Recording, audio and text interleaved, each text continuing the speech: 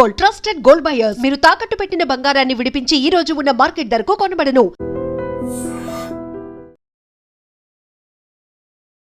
నమస్తే, welcome to I dream. ఇప్పుడు రాజకీయం మొత్తం అంతా బీజేపీ చుట్టే తిరుగుతుంది. మరి తిరుగుతుందా లేకపోతే వాళ్ళే తిప్పుకుంటున్నారా? మరి డౌన్ అవుతున్నాం కదా ప్రజలల్లా. మరి మన ఉనికి చాటుకోవాలంటే ఏదో ఒకటి క్రియేట్ కావాలా అని చేస్తుర్రా? మరి ఇట్లాంటివి కూడా రాజకీయ నాయకులు అందరూ కూడా మాట్లాడుతున్నారు. ఇష్యూ బేస్డ్గా వెళ్దాం. ఎందుకంటే కామారెడ్డి, బాన్స్వాడ, ఆ తర్వాత ఈరోజు నిర్మల్లో కూడా ఒక ఇన్సిడెంట్ జరిగింది. సో ఇట్లా చాలా ఇష్యూస్ అయితే ఉన్నాయి. ఒకసారి మాట్లాడే ప్రయత్నం చేద్దాం. మనతో పాటు డిస్కషన్లో జాయిన్ అవుతున్నారు Bachpalli mandal party general secretary Gajjalli Santosh garu. Sir నమస్తే, ఎట్లున్నారు సార్? బాగున్నాం. ఎస్ సార్, ఏంటి కామారెడ్డిలో అంటే మీ పార్టీకి సంబంధించిన ఎమ్మెల్యే ఆయన మీద క్లియర్ కట్గా ఆరోపణలు చేసిండ్రు. ఎవరు? అధికార పార్టీకి సంబంధించిన ఒక పెద్ద మనిషి, అక్కడనే కామారెడ్డే నాది అన్నటువంటి షబ్బీర్ అలీ గారు ఆయన కామెంట్ చేశారు. ఏంది, మీ ఎమ్మెల్యే ప్రభుత్వ భూములు కబ్జా చేస్తున్నారు, నా దగ్గర ఆధారాలు ఉన్నాయి రా అని సవాల్ చేసిండ్రు. సార్ సవాల్ చేస్తే ఏమైంది? ఇప్పుడు రావాలా, ఆన్సర్ చేసి పోవాలా అని మీ ఎమ్మెల్యే కూడా చెప్తున్నాడు. ఎందుకు రాణిస్తలేరు? ఎవరు చేస్తున్నారు అంటే రానియకుండా ఎవరు చేస్తున్నారు? ఎక్కడైతే ఆ కామారెడ్డిలో సవాల్ చేసిండో అంటే నిరాధారమైన ఆరోపణలు, అంటే కాట్రపల్లి వెంకటరమణారెడ్డి గారికి వస్తున్న ప్రజాదరణ భరించలేక, ప్రజలలో ఆయనకు వస్తున్న పేరు భరించలేక ఒక తప్పుడు ఆరోపణతో ముందుకు వస్తే ఆ సవాలుని ఆయన స్వీకరిస్తూ అక్కడికి వచ్చి ఏం చెప్పిండు, మీరు కలెక్టర్ ఆధ్వర్యంలో కానీ ఆర్డీఓ ఆధ్వర్యంలో కానీ రెవెన్యూ రికార్డ్స్ తీసుకొని వస్తే నేను ఆన్సర్ చేయడానికి రెడీగా ఉన్నా, మీరు వర్చువల్గానో మీడియా పరంగానో నిరాధారమైన ఆరోపణలు చేస్తే నేను సమాధానం చెప్పడానికి లేను, నేను విత్ గవర్నమెంట్ ప్రూఫ్స్. ఎందుకంటే గత 40 సంవత్సరాల నుంచి అరోరా కాలేజ్ కానివ్వండి, అక్కడ కత్రియా కాలేజ్ కానివ్వండి, తర్వాత ఇప్పుడు డిగ్రీ కాలేజీకి కామారెడ్డి ఎడ్యుకేషనల్ సొసైటీ అండర్లో ఒక గ్రూప్ ఆఫ్ పీపుల్ సొసైటీగా ఉన్నారు. వాళ్ళ అండర్లో మాత్రమే ఆ ఎడ్యుకేషనల్ సొసైటీ కాలేజీలు ఉన్నాయి. అది ఏ వ్యక్తి చేతిలో లేదు. కానీ వీళ్ళు మిస్గైడ్ చేస్తూ ప్రజలకు తప్పుదోవ పట్టియడానికి షబ్బీర్ అలీ గారు, ఆయన అనుచరులు ఎవరైతే ఎన్ఎస్ఏ లీడర్స్ ఉన్నారో వాళ్ళ అనుచరులు ఒక తప్పుడు ఆరోపణ చేశారు. ఒకవేళ ఆయన కబ్జా చేస్తే ఏ ప్రాంతం కబ్జా చేసిండు అక్కడికి తీసుకెళ్ళి చూపిస్తే ఆ ల్యాండ్లో ఏముందనేది కనబడుతుంది కదా. ఇప్పుడు మనము డిజిటల్ జనరేషన్లో ఉన్నాం, మన చేతిలో అడ్వాన్స్ డివైజులు ఉన్నాయి. ఒక ఎంఆర్ఓని తీసుకొని అక్కడికి వెళ్ళి డిజిటల్ సర్వే నెంబర్ మనం ఫోన్లో కొడితే ఏ సర్వే నెంబర్లో ఉన్నామో తెలిసిపోతుంది. ఇప్పుడు మనం కూర్చున్న ఇంటర్వ్యూ ప్లేస్ కూడా ఇదే బంజారా హిల్స్లో ఏ సర్వే నెంబర్లో ఉంది, కానామెట్కు సంబంధించి ఈ షేక్పేట్ సర్వే నెంబర్ తెలిసిపోతుంది. సో మీరు నిప్పు లేదే పొగ రాదు అంటారు సార్. ఎందుకు అంటే ఏదన్నా ఇష్యూ తీసుకోవచ్చు కదా, ఎందుకు భూములకు సంబంధించే ఇష్యూ తీసిండ్రు? మరి అరే డ్యామేజ్ చేయడానికి అమ్మ, ఇమేజ్ డ్యామేజ్ చేయడానికి. నిప్పు లేనిది పొగరాకు కాదు. వాళ్ళ నాన్న అక్కడ కామారెడ్డికి గతంలో మున్సిపల్ చైర్మన్ చేసిండు వెంకటరెడ్డి గారు, అక్కడ దానికి జెడ్పీటీసీ చైర్మన్ చేసిండు. ఇప్పుడు ఆయన సిట్టింగ్ ఎమ్మెల్యేగా ఉన్నాడు. ఆయనకు ప్రజల ఆదరణ వస్తుంది. ఏ అవినీతి చేయనీయట్లేదు, ఏ కాంట్రాక్ట్లో కూడా అవినీతి చేయనీయట్లేదు. ఏ రోడ్ కాంట్రాక్ట్ కానీ, బిల్డింగ్ కాంట్రాక్ట్ కానీ, మున్సిపల్ కాంట్రాక్ట్ కానీ నిజాయితీగా కొట్లాడుతున్నాడు, చేస్తున్నాడు. వాళ్ళకి డబ్బులు సరిపోవట్లేదు. కమిషన్ కాంగ్రెస్ కదా. షబ్బీర్ అలీ గారు గత రాజశేఖర రెడ్డి ప్రభుత్వం నుంచి ఇప్పటిదాకా వాళ్ళు మొత్తం కమిషన్లు వసూలు చేయడమే వాళ్ళ పరమావధి. ఆ కమిషన్లకు అడ్డుపడ్డప్పుడు ఏదో ఒక విధంగా ప్రొటెస్ట్ చేయాలి కదా. అందుకని ఈ ఇష్యూ తీసుకొచ్చిండ్రా? అందుకే ఇంత రచ్చ జరుగుతుందా? 3 రోజుల నుంచి కామారెడ్డి మొత్తం స్తంభించిపోయింది. ఏడై ఉన్న పోలీసులు వాళ్ళు 2 సంవత్సరాల నుంచి ప్లాన్ చేస్తున్నారమ్మా. ఆయన ఎమ్మెల్యే గెలిచినప్పటి నుంచి ఆడ అక్రమాలను అడ్డుకుంటుండు. ఉస్కే మాఫియాను అడ్డుకున్నాడు, స్థానికంగా ఉన్నటువంటి రోడ్ కాంట్రాక్టుల మాఫియాను అడ్డుకున్నాడు, అక్కడ వసూలు చేసే దందాను అడ్డుకున్నాడు. వీళ్ళు ఏదైతే గతంలో గవర్నమెంట్ కాంట్రాక్ట్ ఇస్తామని చెప్పేసి గవర్నమెంట్ పనుల దగ్గర కాంట్రాక్టర్లను వెళ్ళి అభివృద్ధి జరగనీయకుండా, ఈవెన్ ఒక దగ్గర సీసీ రోడ్ క్వాలిటీ వేయకపోతే కూడా వెంకటరమణారెడ్డి గారు వెళ్ళి అడ్డుకొని కలెక్టర్కి ఫిర్యాదు చేసి పారదర్శకంగా పని చేయాలి. ఎవరైతే కాంట్రాక్టర్లు క్వాలిటీ పని చేయించట్లేదు ఇమ్మీడియట్లీ క్యాన్సిల్ చేయించిండు. అది వీళ్ళకు మంట. అరే వీడేంద్రా బాబు మొత్తం వచ్చి మా అక్రమాల పైన అడ్డుపడుతున్నాడు, ఏదో ఒక విధంగా ఈయన ఇమేజ్ డ్యామేజ్ చేయాలి, పబ్లిక్లో ఈయనకు నెగిటివ్ ఇంపాక్ట్ తీసుకురావాలా. ఏ విధంగా తీసుకురావాలా? గతంలో వీళ్ళు కాలేజీ ఎడ్యుకేషనల్ ట్రస్ట్లో ఉన్నారు. సో ఆ ట్రస్ట్లో ఉన్న భూములు ఆల్రెడీ ఇప్పుడు ఇంకోటి వాళ్ళకి అర్థం కావాల్సింది ఏంటంటే, ఆ భూములు కొంతవరకు లీజుకి ఇచ్చినాయి, ట్రస్ట్కే రెంట్లు వెళ్తున్నాయి, మిగతావి ఖాళీగా ఉన్నాయి. ఆల్రెడీ ఇప్పుడు డిగ్రీ కాలేజ్ వాళ్ళు దాన్ని గ్రౌండ్గా వాడుకుంటారు. ఇంకా కబ్జా ఎక్కడ జరిగింది? ఇప్పుడు మనం ఒక మాట అంటున్నప్పుడు దానికి నిజాయితీ ఉండాలి, దాన్ని చూపించగలగాలి కదా. మనం అందుకే ఆయన వచ్చి అక్కడ డిగ్రీ కాలేజ్ దగ్గర చెప్తే వాళ్ళు ఏం చేసేది తెలుసా, వాళ్ళు ఒక మైండ్ గేమ్లో భాగంగా ఆధారాలు లేవు కాబట్టి ఏదో ఒక విధంగా గొడవ క్రియేట్ చేయాలని చెప్పి వాళ్ళ అద్దాలు ధ్వంసం చేయడం. మరి వాళ్ళు ఎందుకు వచ్చారు? ఎమ్మెల్యే ఆయన డిగ్రీ కాలేజీకి వచ్చిండు ఎమ్మెల్యే గారు, ఇంటికి పోవాల్సిన అవసరం ఏముంది? కాంగ్రెస్ ఎవరైతే దాడులు చేసిరో సర్పంచ్ క్యాండిడేట్లు వాళ్ళు ఎమ్మెల్యే గారు ఇంటికి పోవాల్సిన అవసరం ఏముంది? ఆయన సవాల్ చేసింది అక్కడ. నువ్వు ఒక ప్రెస్ క్లబ్కి వెళ్ళి ప్రెస్ మీట్ పెట్టు, అయ్యా ఎమ్మెల్యే గారు మీరు కబ్జా చేసిన స్థలం ఇది, మీ చుట్టాల ఆధ్వర్యంలో ఇంత కబ్జా ఉంది, నీ అనుచరుల ఆధ్వర్యంలో ఇంత కబ్జా ఉంది, పలానా సర్వే నెంబర్లో నువ్వు 100 ఎకరాలు కబ్జా పెట్టినావు, లేదంటే 10 ఎకరాలు కబ్జా పెట్టినావు, నువ్వు గ్రౌండ్కి వాడుకుంటున్నావు, లేదంటే నువ్వు షెడ్ వేసి లీజుకి ఇచ్చినావు, లేదంటే నీ చుట్టాలు అక్కడ టిఫిన్ సెంటర్ నడిపిస్తున్నారు, లేదంటే నువ్వు రెంట్ ఎవ్రీ మంత్ తీసుకుంటున్నావు, ప్రూఫ్ ఉండాలి కదా. ఆ ప్రూఫ్ లేదు కాబట్టే బూమరంగ్ అయింది, కాబట్టే తప్పుడు ఆరోపణ, కాబట్టే దాన్ని ఏదో ఒక విధంగా మనం వెనుకకు తీసుకోవాలనే ఉద్దేశంతో ఒక గొడవ క్రియేట్ చేసింది కాంగ్రెస్ వాళ్ళు. బీజేపీ వాళ్ళు ఎవరి మీద దాడులు చేయలేదు. మొదట కాంగ్రెస్ వాళ్ళు బీజేపీ ఎమ్మెల్యే క్యాంపు కార్యాలయం పైన ఇంటి పైన దాడులు చేయడానికి వస్తే ప్రొటెస్ట్ చేశారు. ఒక ఎమ్మెల్యే పైన లక్షల జనాలు, ఒక రేవంత్ రెడ్డిని కేసీఆర్ను ఓడగొట్టిన తెలంగాణలో క్రేజెస్ట్ ఎమ్మెల్యేకే లా అండ్ ఆర్డర్ ప్రభుత్వంలో ప్రొటెక్షన్ లేనప్పుడు ప్రజలు పోలీసులు అడ్డుకోలేరు కాబట్టి మా కార్యకర్తలు ఆయన ప్రొటెస్ట్ చేయలేరు. ప్రాణదాడి జరిగితే, ఎవరైనా దాడి జరిగేదైనా ఏమైనా శరీరం పైన దాడి జరిగితే ఇప్పుడు అదే అంటున్నారు కదా, మా ఎమ్మెల్యేని చంపే కుట్ర జరుగుతోంది. అవును, అంతే. అంటే ఇప్పుడు వాళ్ళు అటెంప్ట్ మర్డర్ చేసినట్టు వాళ్ళ మీద నాన్ బెయిలబుల్ కేసులు పెట్టి మీరు ఇమ్మీడియట్లీ లోపటేయాలి. అది ఎవరైనా కానీ, ఏ పార్టీలైనా కానీ, ఈవెల్ మా వాళ్ళు ఉండని వాళ్ళు ఉండని, ఎమ్మెల్యే పైన అంటే ఒక నియోజకవర్గంలో ఆల్మోస్ట్లీ మొదటి పర్సన్, ప్రజలకి రక్షణ కూడా ఎమ్మెల్యేకే భద్రత లేకపోతే సామాన్య జనాలకు ఎట్లుంటుంది? మీరు ఇంకా ఇదొక్క సంఘటన కాదు, మీరు ఇప్పుడు న్యూస్లోనే చూస్తూనే ఉన్నారు. బాన్సువాడలో కానీ, నిర్మల్లో కానీ, నాగర్ కర్నూల్లో కానీ. అవును, ఏంది ఇది వరుసగా ఎందుకు? ఇప్పుడు కామారెడ్డిలో మళ్ళీ బాన్స్వాడ ఉంది. బాన్స్వాడలో చిన్న పాటకు సంబంధించిన గొడవ అంత పెద్దగా చేయాల్సిన భయం లేదమ్మా. రాష్ట్రంలో ముఖ్యమంత్రి గారు ఫెయిల్ అయిపోయారు, కాంగ్రెస్ ఫెయిల్ అయిపోయింది, హోం మంత్రి లేడు, ఎవరు చూసుకోవాలి? సీఎంకి ఆయన పనులు ఆయనకు ఫుల్ బిజీ ఉన్నాయి, ఆయన దగ్గర అన్ని శాఖలు పెట్టుకున్నాడు. అసలు డైలీ డీజీపీలతో రివ్యూ చేయాలి కదా, లా అండ్ ఆర్డర్ తెలుసుకోవాలి కదా, అసలు ఇంటెలిజెన్స్ రిపోర్ట్ తెచ్చుకోవాలి కదా, ఏ జిల్లాలో ఏం జరుగుతుంది, ప్రజలకు అన్ని సౌకర్యాలు కరెక్ట్ ఉన్నాయా లేదా, ఎక్కడైనా దాడులు జరుగుతున్నాయా, ఏమైనా గంజాయి బ్యాచ్లు తయారయ్యారా, ఎవరైనా మద్యం సేవించి ఇంటికి పోయేటప్పుడు మహిళలను ఎవరైనా డిస్టర్బ్ చేస్తురా అని ఇవి చెక్ చేసుకోవాలి కదా. పోలీసులు రెక్కి నిర్వహించి వాళ్ళు జీతాలు తీసుకుంటున్నప్పుడు ఒక సీఎం స్థాయి వ్యక్తి హోంశాఖ పెట్టుకున్నప్పుడు తెలుసుకోవాలి. ఒకవేళ ఒక సంఘటన పొరపాటున జరిగింది అనుకోండి, నెక్స్ట్ జరగకుండా ప్రిపేర్ కావాలి కదా. ఇప్పుడు కామారెడ్డిలో అంత కంట్రోల్లోనే ఉంది, బాన్స్వాడలో కూడా అంత కంట్రోల్లోనే ఉంది. ఏంది మీ ఎలిగేషన్? కంట్రోల్లో ఉంటే ఎమ్మెల్యే గారి ఇంటి మీదకి ఎట్లా పోతారు కార్యకర్తలు దాడి చేయడానికి? కారు తీసుకొని డైరెక్ట్ ఏదైనా వెపన్ తీసుకొని కొట్టేస్తే చంపేస్తే ఎవరు రెస్పాన్సిబిలిటీ? అలా కుటుంబం ఏం కావాలి, ఆయన నమ్ముకున్న కార్యకర్తలు ఏం కావాలి, నియోజకవర్గంలో కావాలి? జరిగిన నష్టం జరిగిన తర్వాత కంట్రోల్లో ఉందనడం ఏంది? ఒక ఎమ్మెల్యే మీదికే దాడి జరగడానికి మీ కాంగ్రెస్ కార్యకర్తలు పోతుర్రంటే దాడి జరపడానికి మీకు అసలు భయం ఉందా చట్టం పైన? అంటే మా ప్రభుత్వం ఉంటే మేము అంటే ప్రజలని మీరు హింసించడానికి అధికారంలోకి వచ్చిరా? మీరు ప్రజల్ని కాపాడడానికి మీకు ప్రజలు అధికారం ఇచ్చిర్రు. సరే, ఒక ప్రతిపక్ష ఎమ్మెల్యే ఇంకొక మాజీ మంత్రి ఏదైనా వాదోపవాదనలు జరగవచ్చు, అది విమర్శ అనేది ఎక్కడి వరకు ఉండాలి? ప్రెస్ వరకు ఉండాలి విమర్శ అనేది. ఇంటి వరకు దాడులు జరిగే వరకు ప్రభుత్వం ఏం చేస్తుంది? రేపు వీళ్ళని చూసి ఇంకోరు నలుగురు తయారవుతారు. అంటే మా ముఖ్యమంత్రి రేవంత్ రెడ్డిని తిడతావా, మా నాయకులను తిడతావా, లేదంటే వాళ్ళు తప్పుడు ఆరోపణలు చేస్తే అప్పుడు అవునమ్మా తప్పుడు ఆరోపణ చేసిండు, ప్రొటెస్ట్ చేయొద్దు ఆయన ఎమ్మెల్యే? ఆయన పైన కబ్జా ఆరోపణలు చేసినప్పుడు వాస్తవాలు చెప్పాలి కదా, సవాల్ స్వీకరించాలి కదా. సవాల్ మీరే చేస్తారు, సవాల్ మీరే స్వీకరించారు. అంటే మన బుద్ధి జ్ఞానం ఉందా మీకు? ఒకసారి సవాలు మనము విసిరినప్పుడు సవాలు స్వీకరించే దమ్ముంటేనే విసిరాలి. ఒక ఆయన 500 ఎకరాల వాళ్ళ దగ్గర ఆధారాలు లేవు కాబట్టి వాళ్ళు వెనక్కి పోతుర్రు అని అంటారు, గొడవ క్రియేట్ చేస్తారు. ఆధారాలు ఉంటే కలెక్టర్కి సబ్మిట్ చేయమని 1000 మందిని తీసుకెళ్ళి ఒక సిట్లు విచారణ జరిపించి జైలు లేపిమనండి కబ్జా చేసిన వాళ్ళని. ఇప్పుడు హైడ్రా దగ్గర ఆధారాలు ఉంటే బిల్డింగ్లు గులగొడుతున్నారు కదా జేసీబీ తోటి. ఆయన కబ్జా చేసింది ప్రభుత్వ స్థలం అయితే మీ జేసీబీలు ఏమన్నా మూగపోయినాయా? మీ ఎంఆర్ఓ ఏం చేస్తుండు? ₹1,00,000 జీతం తీసుకున్న ఎంఆర్ఓ, 5 లక్షలు 6 లక్షలు జీతం తీసుకున్న కలెక్టర్ ఏం చేస్తుండు? రెవెన్యూ సిబ్బంది ఏం చేస్తుంది? సర్వేర్ ఏం చేస్తుండు?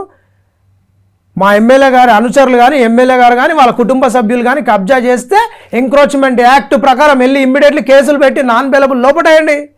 అంటే ఏదో నోటికి రాజకీయంగా ఒక అస్త్రం వదిలేస్తాము, ఆయన సామాన్యుడు అనుకొని వాళ్ళు ఏదో నోరు జారీరు.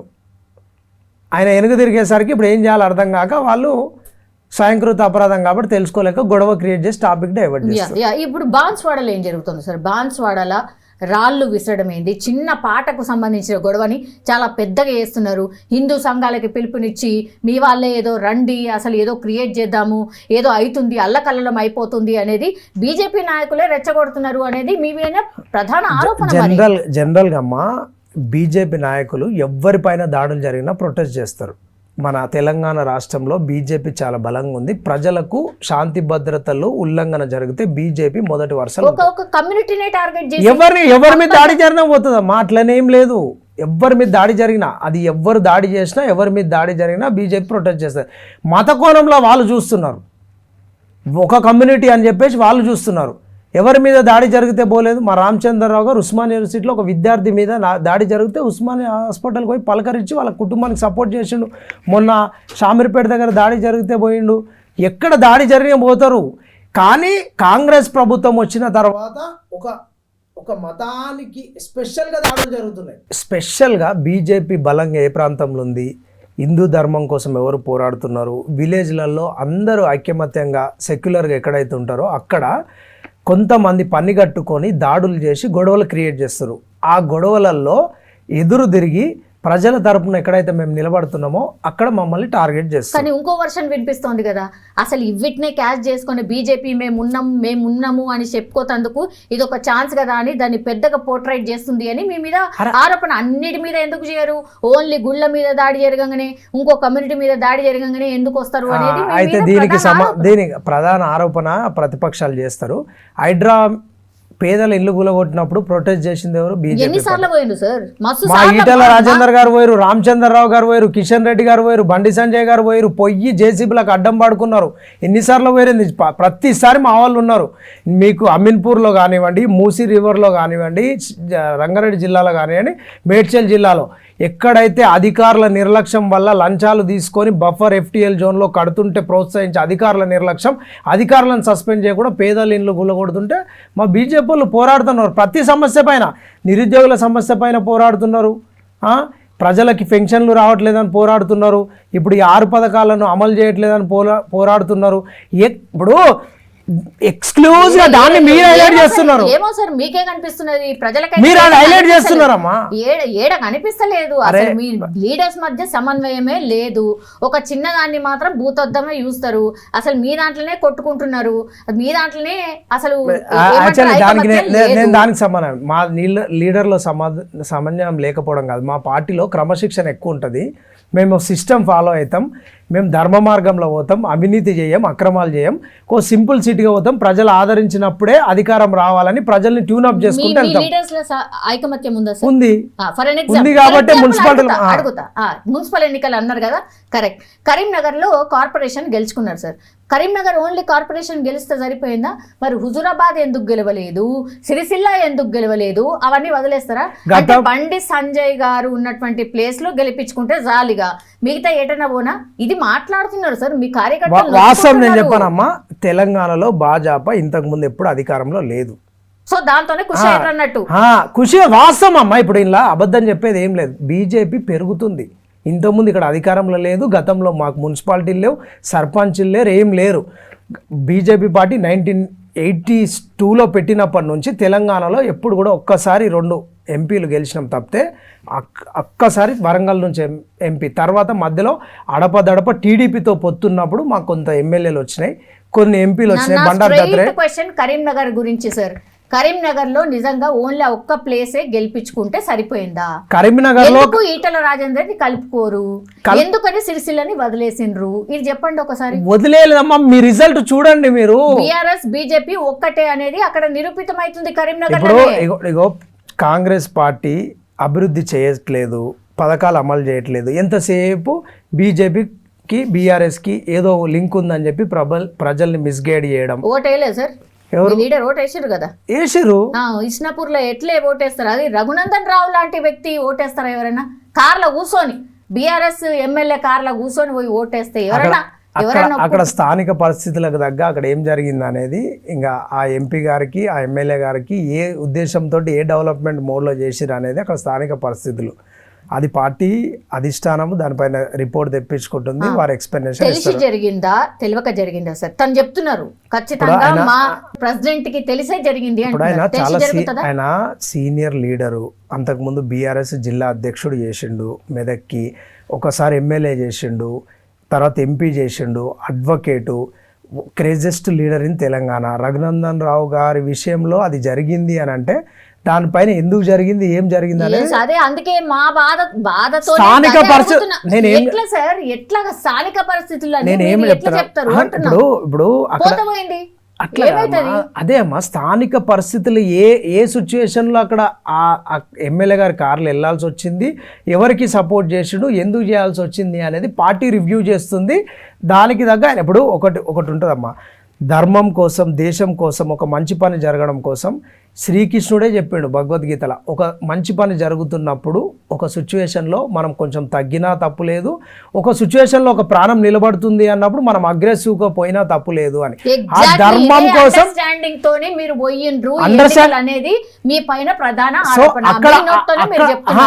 అక్కడ ఆయనకి ధర్మబద్ధంగా స్థానిక పరిస్థితులలో ఏ సిచ్యువేషన్లో ఏం చేయాల్సి వచ్చింది అనేది ఎంపీ గారికి మాత్రమే తెలుసు. ఇప్పుడు దానిపైన నేను కామెంట్ చేసాను, ఎందుకంటే ఇంటర్నల్గా ఆయన ఎందుకు సపోర్ట్ చేయాల్సి వచ్చింది, ఎందుకు వెళ్ళిండు అనేది పార్టీకి ఆయన రిపోర్ట్ ఇస్తాడు. రేపు ఏదో ఒక ప్రెస్ మీట్లో రఘునందన్ రావు సార్ చెప్తాడు. ఈవెన్ మన ఐడ్రీమ్ స్టూడియో కూడా రెగ్యులర్ ఏం చెప్తారు చెప్పండి.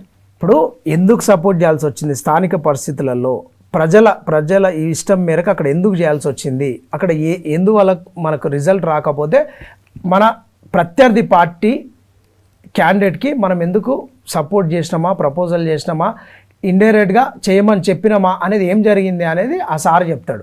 ఈటల రాజేందర్ గారు కాంగ్రెస్ కి ఓట్ వేసిండ్రు అంటున్నారు, ఎక్స్ అఫిషియో ఓట్ ఉంది వెయ్యలేదు అని ఒకటి అంటున్నారు. ఆయన ఎక్స్ అఫిషియో ఓట్ కింద నమోదు చేసుకున్నారు కానీ ఓట్ వేయలేదు. షూరా సార్? షూర్ వేయలేదు, కామ్గా ఉండొచ్చు, మేబీ వేయలేదు. ఒక్క రఘునందన్ రావు గారు మాత్రమే వేసారు, అంతేనా? దానికి కూడా ఇంకా అథెంటికేషన్ లేదు, మేబీ పార్టీ రిపోర్ట్ లో వస్తే తెలుస్తుంది. ఉంది సార్, మీరు మరి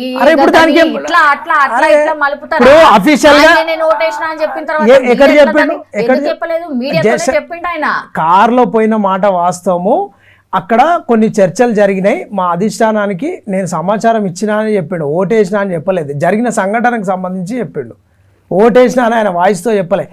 అధిష్టానానికి సమాచారం ఇచ్చినా ఈ సమాచారం అని మాత్రమే చెప్పిండు. సో ఓటింగ్లో పాల్గొన్నా వేసినా అనేది విషయం చెప్పలే. ఆయన కార్లో వెళ్తే ఓటేయాలని ఏముంది, లోపల ఏం జరిగిందన్నది మనకు తెలియదు. ఆ కౌన్సిల్ మెంబర్స్ వస్తే తెలుస్తుంది బయటికి. ఇప్పుడు వచ్చిన చైర్మన్ చెప్పట్లేదు, డిప్యూటీ చైర్మన్ చెప్పట్లేదు, వాళ్ళు ఎవరు చెప్పట్లేదు, మీడియాలోనే అది నడుస్తుంది. రఘునందన్ రావు గారు మద్దతు తెలిపిరు అని. ఏవో మరి ఇప్పుడు అందరు వెయిటింగ్, మరి నిజంగానే ఏమైనా క్రమశిక్షణ చర్య తీసుకుంటుందా, అంత పెద్ద నాయకుడు కూడా మిస్టేక్ చేయొచ్చా అని ఇట్లా మాట్లాడుతున్నారు. సరే, మీ పార్టీకి సంబంధించిన విషయం సార్, దాని జోలికి ఓర్ దలుచుకోలేదు కానీ ప్రజలు గమనిస్తున్నారు, దానికి ప్రజలు ఆన్సర్ చెప్తారు. ఆయన వచ్చి చెప్పాలి, మీరన్నట్టుగా వేసిండా వేయలేదా, ఎందుకు వేసిండు, ఆయన ఎక్స్ప్లెనేషన్ ఇవ్వాలి. ఒకటమ్మా, ధర్మం కోసం దేశం కోసం చేసే ప్రాసెస్ లో ధర్మం కోసం కాదు, దేశం కోసం కాదు, స్థానిక పరిస్థితులు ఏం జరిగింది అనేది అక్కడ లోకల్ మెదక్ డిస్ట్రిక్ట్ ఓటర్స్ వాళ్ళు రివ్యూ చేసుకుంటారు. రఘునందన్ రావు క్రెడిబిలిటీ వాళ్ళకి తెలుసు కదా, అది ఎందుకు చేయాల్సి వచ్చింది అనేది. ఏమో అన్ని భూతాటంలో పెట్టి మీరు చూస్తున్నారు, మేము చూస్తున్నాం. మరి ఇది మరీ మంచిగా ఒక స్థానిక పార్టీ ఎలక్షన్ లా ఒక ఎంపీ గారు ఒక మున్సిపాలిటీ బాగుండాలని కోరుకోవడంలో ఏమైనా తప్పు ఉందా? అదే ఏ పార్టీతో కలవచ్చు, పార్టీ గురించి మాట్లాడట్లే, ఒక మున్సిపాలిటీ బాగుండాలని ఎంపీ గారు కోరుకోవడం. ఇప్పుడు ఒక దుర్మార్గుల చేతిలోకి పోయాక అంటే కొంచెం బెటర్ చూస్ చేసుకున్నాను ఎందుకు అనుకోవద్దు. అంటే ఇప్పుడు గూడెం మైపాల్ రెడ్డి బెటర్ అంటారు. గూడెం మైపాల్ రెడ్డి కాదు, అక్కడ కౌన్సిల్లో ఉన్న లోకల్ చైర్మన్ కానీ డిప్యూటీ చైర్మన్ కానీ ఆ పరిస్థితి. రైట్. బాన్స్వాడలో జరిగినటువంటి ఇన్సిడెంట్ ని మీరు ఎంత సీరియస్ గా చూస్తున్నారు? బాన్స్వాడలో ఇప్పుడు సిచ్యువేషన్ ఏంటి? అసలు చాలా బ్యాడ్, అది చాలా బ్యాడ్ సిచ్యువేషన్. ఎందుకంటే ఫస్ట్ భయం ఉండాలి జనాలకు.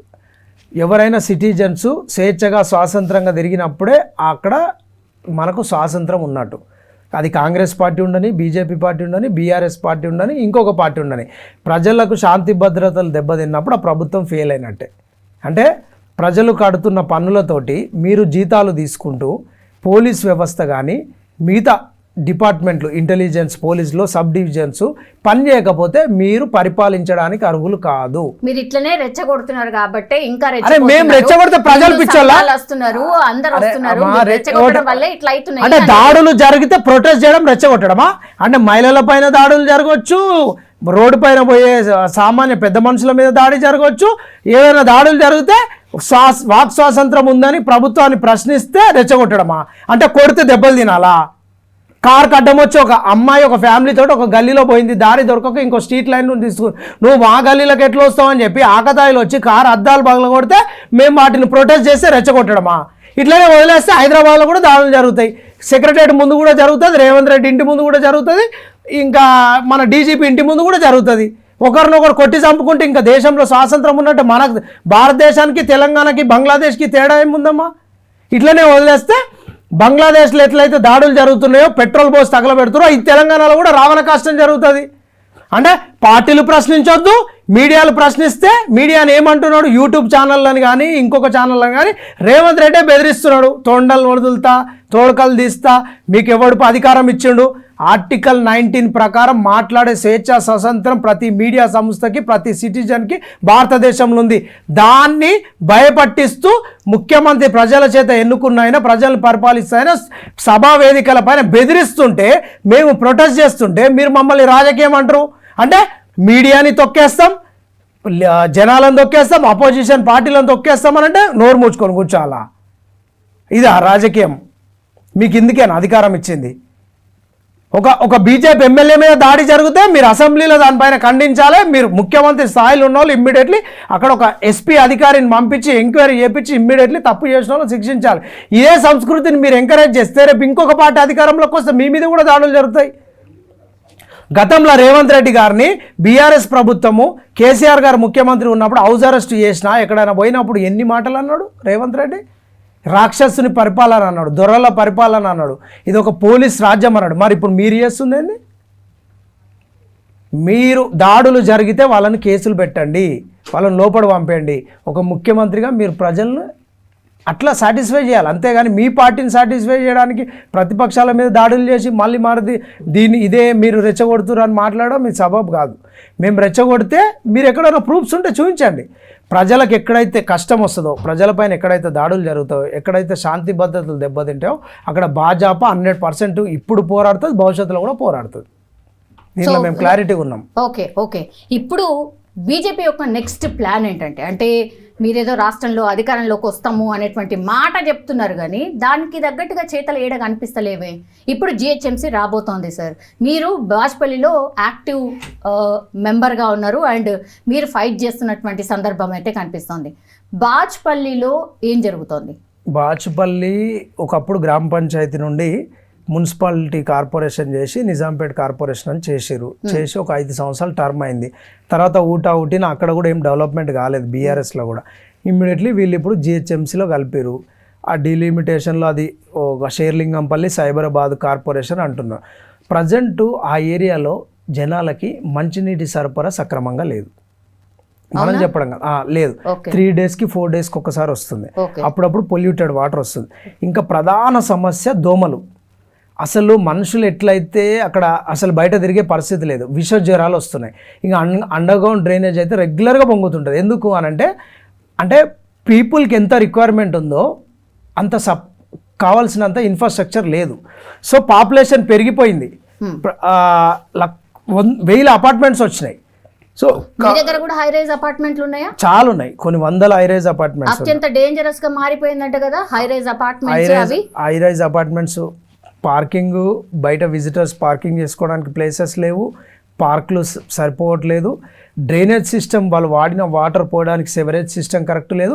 అన్ని చెరువులు దగ్గర సుమారు 10-12 గొలుసు కట్టు చెరువులోనే అన్ని డ్రైనేజ్ మయం అయిపోయి బీభత్సమైన పొల్యూషన్ అయిపోయి ఆ డ్రైన్ వాటర్కి ఎస్ఎన్డిబి ప్రాపర్గా లేకపోవడం ద్వారా సైడ్ నుంచి ఈ మెయిన్ కాలువలో కలవడం, అన్ని ఆ డ్రైనేజ్ వాటర్ ఈ చెరువులలో కలవడం ద్వారా విష జ్వరాలు, మన బ్యాక్టీరియా పెరిగిపోయి జనాలు రెగ్యులర్గా మలేరియా, టైఫాయిడ్ జనాలతో ఎందుకు కొనుక్కున్నాం రా బాబు ఈ ఏరియాలో? అసలు గవర్నమెంట్ ఉందా లేదా? ఎందుకంటే ప్రతి ఇంటికి పన్ను వసూలు చేస్తారు, కడుతురు కూడా. 90% రేటు మాకు నిజాంపేట్ గత కార్పొరేషన్ ఇప్పుడు జిహెచ్ఎంసీలో కలిసి 90% హౌస్ ట్యాక్స్ కడుతున్నారు అక్కడ. సో అక్యురేట్గా ఉంది పీపుల్ నుంచి. కానీ గవర్నమెంట్ వాళ్ళకు రిటర్న్ ఇవ్వాల్సిన స్కీమ్స్ ఇవ్వట్లేదు. అంటే జస్ట్ పేపర్లో ఉంటుంది, రియాలిటీలో ఉన్నట్లే. ఇక రోడ్స్ అంటావా, ఎక్కడికక్కడ సీసీ రోడ్లు పగిలిపోతున్నాయి. ఎందుకు దవ్వుతున్నారో అర్థమవుతలే, ఎందుకు లైన్స్ వేస్తున్నారో. కాంట్రాక్టర్ల దగ్గర కమిషన్లు తీసుకొని అవసరం లేని చోట రోడ్లు దవ్వుతున్నారు, వేస్తున్నారు. జనాలకు నిజంగా రిక్వైర్మెంట్ ఉన్న దగ్గర రోడ్లు వేయట్లేదు. ఒక అస్తవ్యస్తమైన పరిపాలన. ఏమో బాజ్పల్లి అంతా కూడా బాగా డెవలప్ అయింది, అసలు అద్భుతంగా అయిపోయింది అని చెప్పుకుంటారు కదా నాయకులందరూ కూడా. అంటే బిల్డింగ్స్ పరంగా డెవలప్ అయింది, కానీ మున్సిపాలిటీ పరంగా ఇన్ఫ్రాస్ట్రక్చర్ డెవలప్ కాలేదు. పీపుల్ ప్రాపర్టీస్ కొనుక్కున్నారు, పీపుల్ పర్సనల్గా వెల్త్ పరంగా డెవలప్ అయ్యారు, సిటీ డెవలప్ కాలేదు, పొల్యూషన్ పెరిగిపోయింది. మీకు బాచుపల్లిలో బొల్లారం ఇండస్ట్రియల్ ఏరియా మీరు రెగ్యులర్గా చూస్తున్నారు. సుమారు 500 నుంచి 600 కంపెనీలు, కెమికల్ ఫ్యాక్టరీస్ ఉన్నాయి, ఫార్మా కంపెనీలు ఉన్నాయి. దాని చుట్టూ 5 లక్షల జనాభా ఉంటుంది. అది ఒకప్పుడు శివారు, ఇప్పుడు అది సిటీ సెంటర్ అయిపోయింది. చాలా సో మేము మా ప్రధాన వాదన, వాళ్ళు ఎవ్రీడే నైట్ కెమికల్ రిలీజ్ చేస్తుంటారు. ఆ స్మెల్ వల్ల చాలామందికి శ్వాస ఇబ్బంది ఆడుతుంది. మేము పొల్యూషన్ కంట్రోల్లో లెటర్స్ ఇచ్చినాం, వాళ్ళు వచ్చి రిపోర్ట్స్ అన్నీ కరెక్ట్ ఉన్నాయి అంటున్నారు. కానీ వీళ్ళు వాళ్ళకు లంచాలు ఇచ్చి, పొల్యూషన్ కంట్రోల్ బోర్డు వాళ్ళకి లంచాలు ఇచ్చి ఏం చేస్తున్నారంటే పొల్యూషను నైట్ టైంలో అందరు పడుకున్న తర్వాత ఎయిర్లో కలిపేస్తున్నారు. వాళ్ళు చేయాల్సింది ఏంటంటే స్క్రబ్బర్స్ ఉంటాయి, ఆ స్క్రబ్బర్సు per day maintenance 1 lakh 2 lakh అవుతుంది. ఆ స్క్రబ్బర్లు ఫిల్టర్ చేసి ఎయిర్ బయటకు వదలాలి.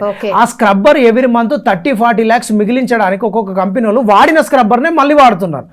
అది చెక్ చేసుకోవాల్సిన పొల్యూషన్ కంట్రోల్ బోర్డు వాళ్ళు వెళ్ళి ఎవ్రీ మంత్ 50,000 1,00,000 రూపాయలు కంపెనీ దగ్గర లంచం తీసుకునేసరికి వాడు రిపోర్ట్ అంతా కరెక్ట్ ఉందని చెప్పి రిపోర్ట్ ఇస్తున్నాడు. అది పబ్లిక్కి తెలియదు. క్రోమియం లెవెల్స్, మిథైన్ లెవెల్స్ ఎయిర్లో కలిపెట్టి సామాన్య ప్రజలకు తెలియదు. ఎందుకంటే ఒక సైంటిఫిక్ టెక్నాలజీ నాలెడ్జ్ ఉన్న పర్సన్ ఒక మిషనరీతో మాత్రమే చూడగలుగుతాడు. ఇప్పుడు చుట్టుపక్కల కాజిపల్లి, బొల్లారం, బాచుపల్లి, మల్లంపేట ఈ చుట్టుపక్కల ఇంతలో గ్రౌండ్ వాటర్ మొత్తం పొల్యూట్ అయింది. మీరు వెళ్ళి శాంపుల్ టెస్ట్ చేస్తే క్రోమియం లెవెల్స్ పెరిగిపోయినాయి. దానివల్ల రానున్న 25-30 ఇయర్స్లో పీపుల్కి క్యాన్సర్ వచ్చే అవకాశం ఉంది. ప్రజెంట్ ఇచ్చింగ్, శ్వాస ఇబ్బంది, ఆటో ట్యాక్స్, కళ్ళు మండడము, చెవులు వినబడకపోవడం, హెడేక్ ఉండడం, నర్వస్ ఉండడం, ఇలాంటి ప్రాబ్లమ్స్ ప్రజెంట్ స్టార్ట్ అయినాయి. ఇంకో 25-30 ఇయర్స్లో క్యాన్సరు, ఇంకా వేరే ఇష్యూస్ వస్తాయి. మేము ఆ ఫ్యాక్టరీస్ ఇప్పుడు తీసేసి, ఎందుకంటే పాపులేషన్ పెరిగిపోయింది. ఒకప్పుడు 5,000 పాపులేషన్ ఉండేది, 5 lakhs అయింది. ఎక్కడో ఉన్నట్టుంటుండే బాచుపల్లి అనేది ఇప్పుడు ఆల్మోస్ట్ సిటీ కలిసిపోయింది కదా సార్. అందుకే కదా మరి మన ఫండమెంటల్ రైట్ అమ్మా బతకడం, జీవించడము. అందుకే కదా 3 కార్పొరేషన్లు ఏర్పాటు చేసి 3 కాకపోతే 30 చేసుకోండి, డెవలప్మెంట్ చేస్తామని చెప్తున్నాడు. నేను బతుకుంటేనే కదమ్మా ఏ డెవలప్మెంట్ అయినా ఎంజాయ్ చేసేది. నా ప్రాణమే మింగిన తర్వాత మీరు డెవలప్మెంట్ చేస్తే ఏం లాభం? ఫస్ట్ మనకు రాజ్యాంగం ప్రకారం ఫండమెంటల్ రైట్ అమ్మ బతికే హక్కు. మీరు బతికే హక్కునే చంపేస్తున్నారు. నీకు జనాల ఆరోగ్యమే చంపేసిన తర్వాత నీ డెవలప్మెంట్ ఎవరి కోసం అమ్మా? ఒక్కసారి మీరు వచ్చి ఈవినింగ్ 6 దాటిన తర్వాత 7, 8, 9, 10 o'clock ఈవినింగ్ టైం బాచుపల్లికి వచ్చి 10 minutes ఆహ్లాదంగా బాల్కనీలకు వచ్చి టీ తాగి చూడండి. మీరు ఒక డిఫరెంట్ ఏదో ఫ్యాక్టరీ సెగ్మెంట్కి వెళ్ళిన ఫీలింగ్ ఉంటుంది.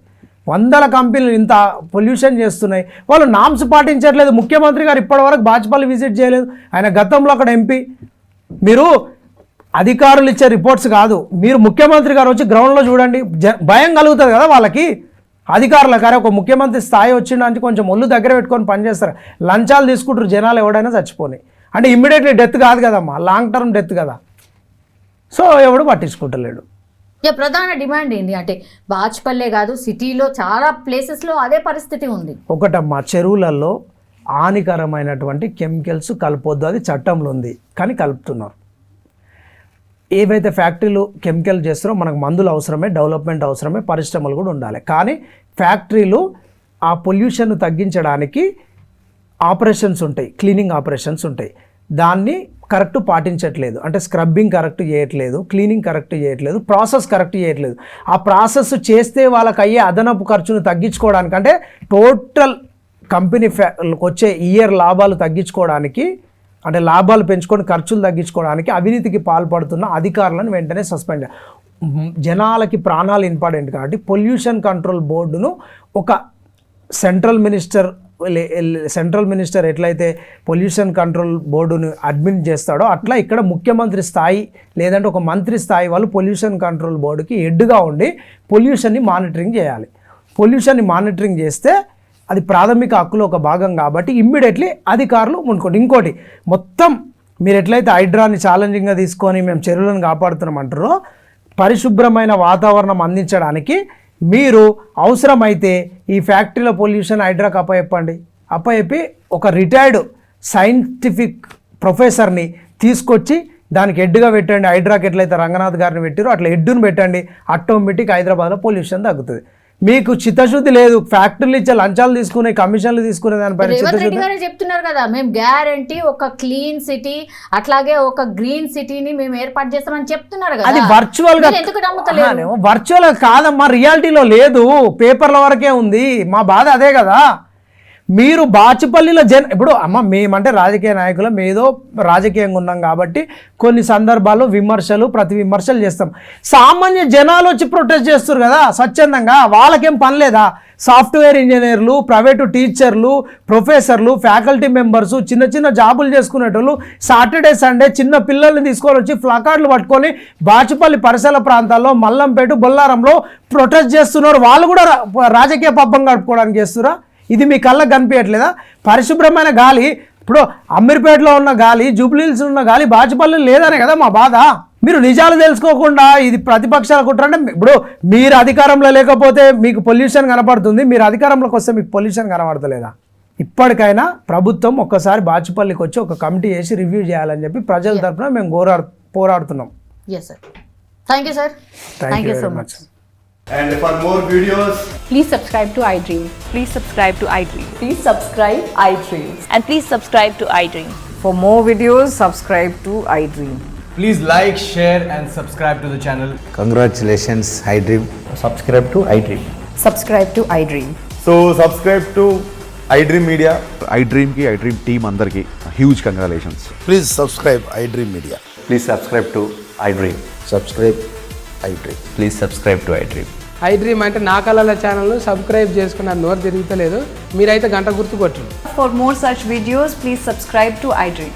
Subscribe to iDream. Please subscribe to iDream. Please subscribe iDream Media. Please do subscribe to iDream. Please subscribe to iDream Media. For best entertainment and information, please subscribe iDream. And don't forget to subscribe to iDream.